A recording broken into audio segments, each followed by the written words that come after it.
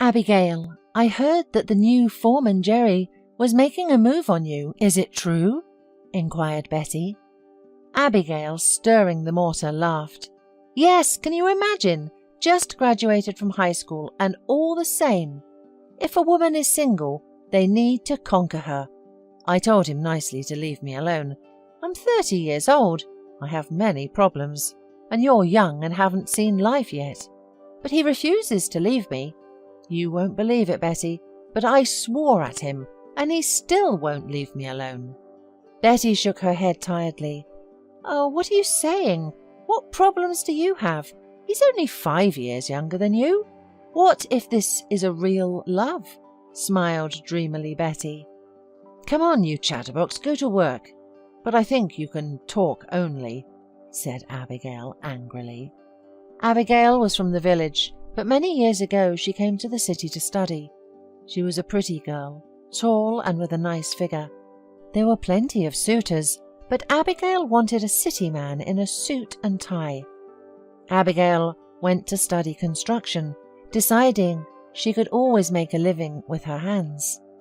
When she was finishing her study, she was sent for practice to a construction company, and there she saw Connor. People said that he only had recently been promoted to the position of head.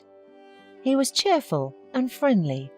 When the trainees crowded into his office, for some reason he turned his attention to Abigail. And this girl will be your leader. We have a new school building. That's where all of you will be practicing. Plastering, whitewashing, painting. All the things you've been taught in theory, and I'll be asking you for all defects, pretty girl. He wagged his finger jokingly. And somehow it just happened that they became close, with all the ensuing consequences.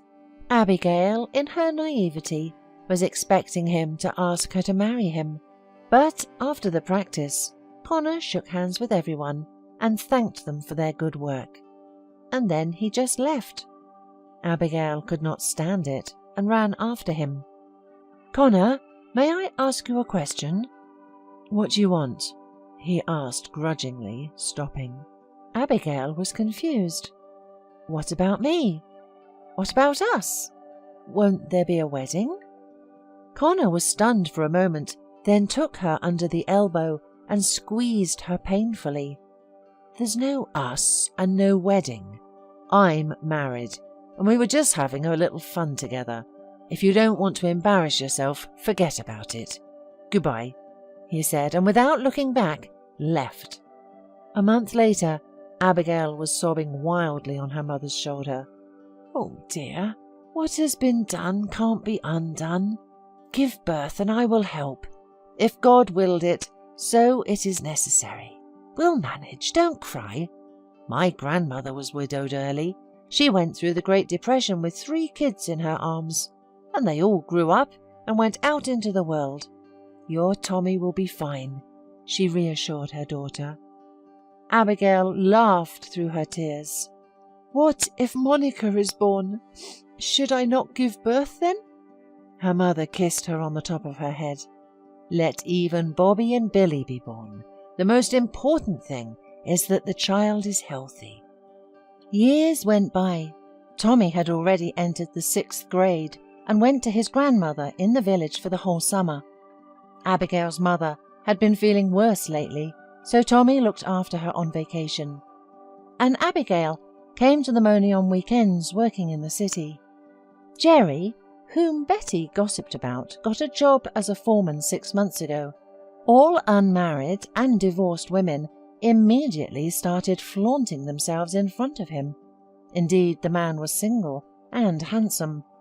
Abigail did not pay any attention to him. She thought he was too young, and besides, she had no time for men.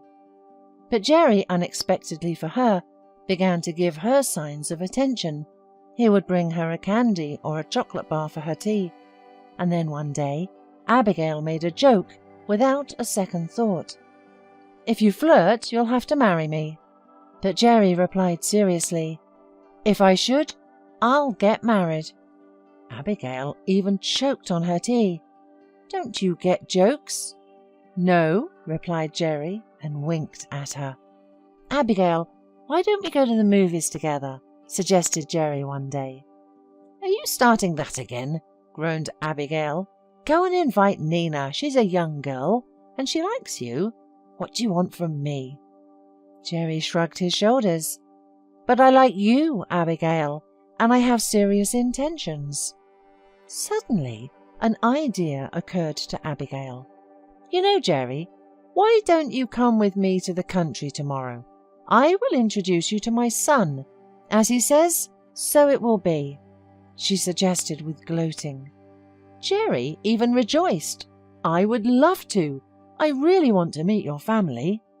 Tom rejoiced at his mother's arrival, but looked at the guest with suspicion, and Abigail, wishing to drive Jerry away from her once and for all, began to load him with work. But to her upset, he coped with everything perfectly and without any displeasure. In addition, she was surprised to see that her son at first was looking suspiciously when Jerry was doing something, and then they were nailing planks to the barn together, chattering merrily. Mum, if Jerry asks you to marry him, say yes. He's nice, her son whispered to her farewell. Oh, daughter, you've finally found your destiny, sobbed her mother. Abigail was confused. Wow, everything was decided without her. Maybe she doesn't need him. Or perhaps she got used to being alone. The nurse in the waiting room filled out the necessary documents and then looked at Abigail and said, Let's go to the maternity ward and calm your husband down. It seems he's going to give birth, not you. Abigail even smiled between contractions. Jerry, everything will be fine. Don't worry. 3 days later, Abigail came out of the maternity ward with Jerry, who was holding a baby girl in a white blanket.